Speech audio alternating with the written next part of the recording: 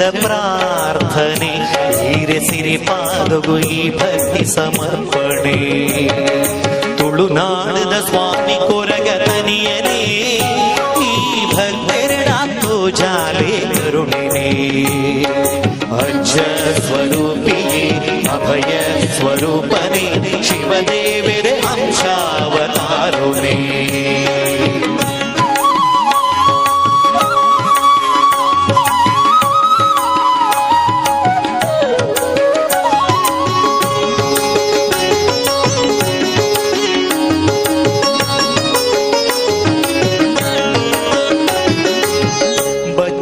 ಬಚ್ಚಿ ಅಮೃತದ ಪರಕೆ ಒಪ್ಪಿಸಾದ ನಟ್ಟುವೆ ಎನ್ನ ಕೋರಿಕೆ